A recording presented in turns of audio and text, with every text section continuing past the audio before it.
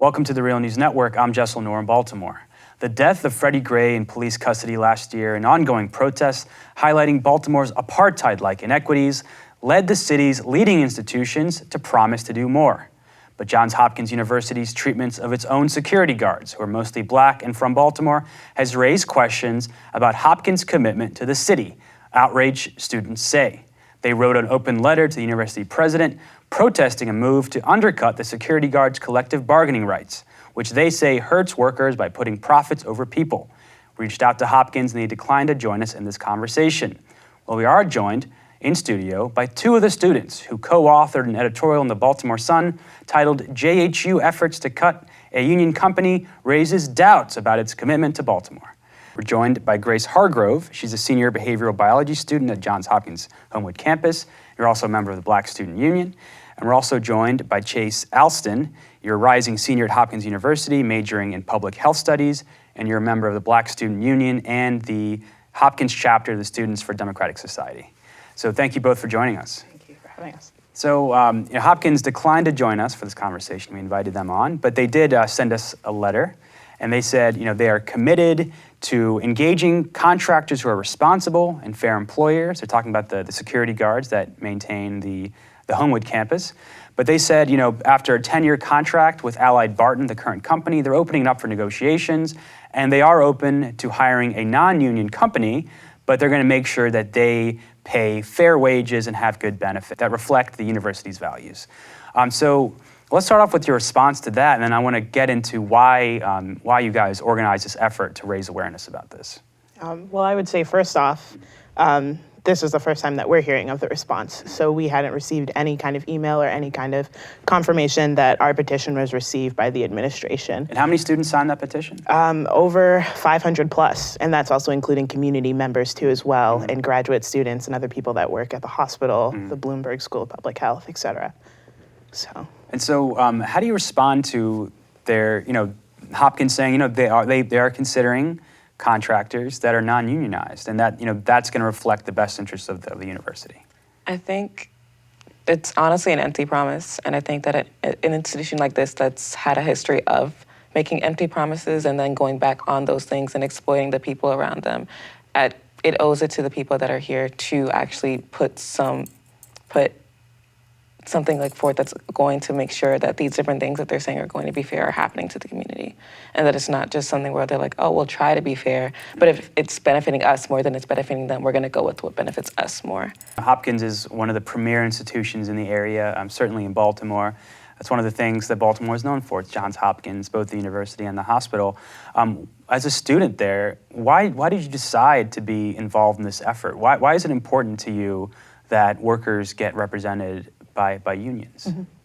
I think being a college student, just generally speaking, I'm personally from Pennsylvania, so I'm moving into a different community where there are people that do have a history of unfortunately being moved and pushed out of their neighborhoods and their communities by Hopkins. And knowing that this is something that has been acknowledged by the administration and people that work with the administration, if anything, we should be trying to make efforts to kind of reverse that and to alleviate, unfortunately, the marginalization that a lot of these communities are experiencing. And also just generally being a student of color, I don't completely understand, of course, the conditions that a lot of these employers or employees, unfortunately, are going through. But as a person of color, and knowing that I do come from a community that unfortunately has to deal with a lot of underfunding and has to deal with a lot of lack of resources, I am going to use what privilege that I do have to kind of create a platform and advocate for these groups. That's a very large part of the college experience. And knowing that they're often seen as things that don't matter it's a shame, and it's something that I as a student can't actively know of and not do everything in my power to fight against, and to make sure that other people are aware of it and that it gets to the point where somebody that does have the power to change this can change it. And you've sort of both talked about Hopkins' broken promises, because they have, especially in the wake of Freddie Gray, you had all the major institutions in the city say they are going to do better. It was no longer possible to deny the deep inequities and the fact that policies led us in this direction. They said, we're going to do something different this time around to prevent that from happening again. Do you think Hopkins and other institutions have done that? I haven't quite seen it from a student perspective on Homewood campus. And I think us kind of, as you said, playing such a vital role in the community and shaping that community, we as students should be out in these communities. We as students should, I don't know, be using the resources that we do have and exchanging that with these communities and building those relationships. And I don't really see that happening in comparison to where we were last April. If anything, we do know about the broken promises because we also, as Black students, have had to advocate for ourselves and our own campus climate. And so knowing that Hopkins has a tendency of kind of leaving our own concerns and grievances in the dust, it doesn't quite surprise us. And so can you talk about that? Because I know Hopkins isn't known for a hotbed of student activism. Yeah, there's a very big culture of apathy on our campus, and I think a lot of that's driven by the fact that academics are kind of put over the needs of other people. And I think when you do that, you get into the danger of overlooking the needs of people around you and in the community around you. And you also get into the dangerous part where Hopkins will kind of acknowledge that something wrong has happened, but instead of fully acknowledging the broader scope of their effect on the overall community and their, historically how they've affected the community, they'll do small things. It'll be like going out and doing a small community service day, or going and giving a little bit of money to one elementary school to make up for centuries of abuse and neglect and the people around them. And I think it's the responsibility of students to kind of acknowledge that they are there to be students, but also acknowledge that they have the potential to make their university better. And the way that you make your university better is by calling the people in charge of it out on things that they're doing wrong and being like, no, this is what you should be doing. This is how you can be better for the people, not just today, but for years to come. And so we've seen Black Lives Matter protests erupt all over the country, and especially on college campuses over the last couple of years. Talk about the challenges and the successes of organizing on the Hopkins campus. I'm thinking about it from a student group perspective, just kind of coming from a year off of us kind of just assessing what we still had in terms of people and students that hadn't graduated, and knowing that there was a lot of empty positions and a lot of spots that we needed to fill. And unfortunately, we did have a reputation of not really kind of being a political group and more kind of being a social organization. But, the two of us also being on the executive board and other members, we knew that we wanted to transform that.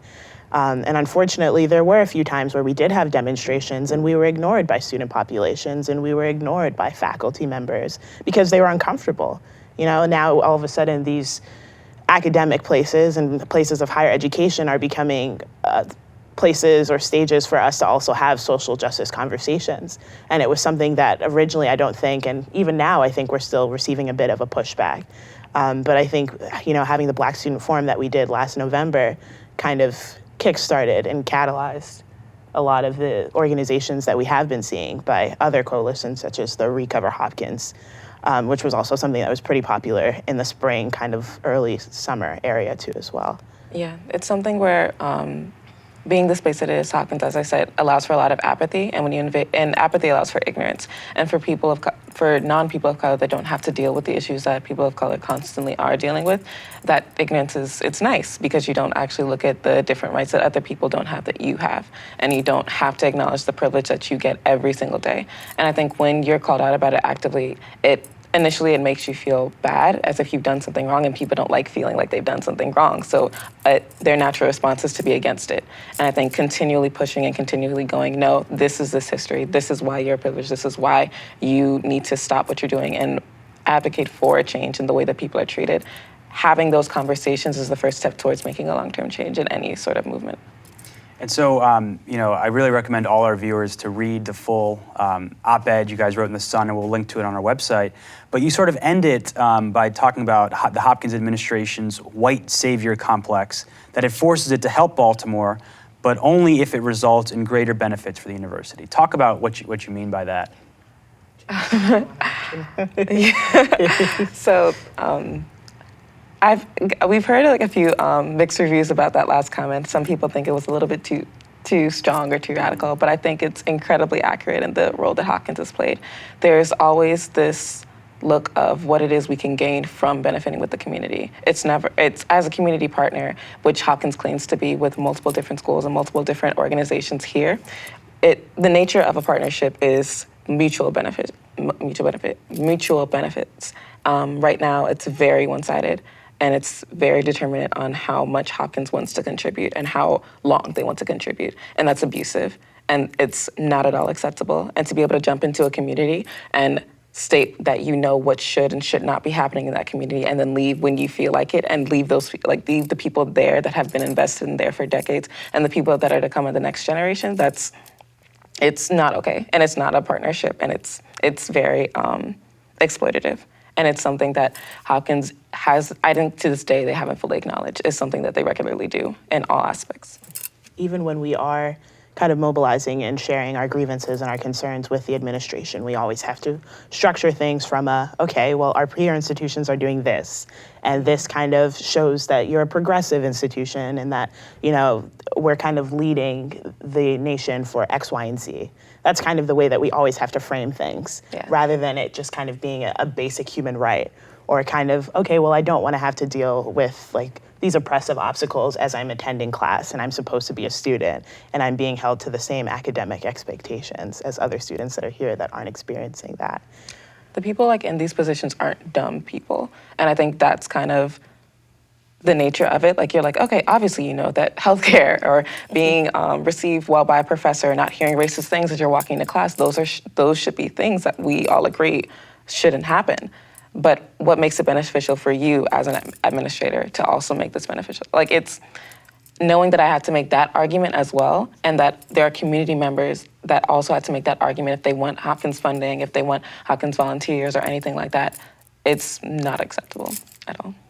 And so beyond this specific fight over the union contract for the security guards at the Homewood campus, what other changes do you want to see Hopkins implement in the community and the way it deals with students and residents? Transparency, I think, first and foremost. I'm not sure if you're familiar with the document, the Roadmap to Diversity, but it was just released by the administration last year as a response to the Black Student Forum that was held by the JHU Black Student Union. And that was a meeting with the president? It was a meeting with members of the administration, and it was not necessarily, I wouldn't call it a meeting, but more an opportunity for people to express concerns, to ask questions that we haven't really had an opportunity to ask, and we don't know who to address these questions to or these concerns to, but clearly kind of like a generic email, and it's sitting in somebody's inbox, it's not going to be addressed. So it was kind of an opportunity for community members and students and staff to get their answers. It was also a place we had, before the question and answer part of the discussion, there was a PowerPoint kind of outlining what the Black Student Union had historically been doing, the fact that this isn't the first forum or the first list of demands being given to be had. There were demands given in 1991, there were demands given back in the 60s, all saying that the Black students on Hopkins campus wanted the same thing. And the fact that there's been almost 50 years of people protesting and saying, hey, I'm not being treated fairly, please treat me fairly, I'm paying you to give me an education, so treat me like you would other students. And no change has been made in that list. It's something that needs to be acknowledged, and it's something that needs to be questioned. So we had that, and I think, as you were saying, transparency is definitely key, but it's also key to make sure that when promises are made, there's actual quantitative efforts being put towards those promises. It's not empty, and it's not something where it's a goal that we might get to one day. It's okay, if we don't meet this by this checkpoint, we're going to do something, or we're going to shift how it is we're approaching this problem so that we can better handle it and we can better tackle it. Now, are the student groups prepared to take to protest or have some type of direct action if their demands aren't met? Has there been a discussion of that? Currently not something that has been in discussion, but given recent events that have happened and given the history that we do have, it's never anything that's out of consideration. Unfortunately, you have to be loud to be heard, right? So. And where can people learn about your work and follow what you're doing? The Black Student Union page that's on Facebook, JHU Black Student Union. Yeah, and the Hopkins Students for a Democratic Society page on Facebook as well. Right, yeah. Okay, great. Well, we'll link to both, and we'll share this on those Facebook pages to help get out the word. Yeah. I want to thank you both for joining us. Thank you so much. Thank you. Thank you for joining us at the Real News Network.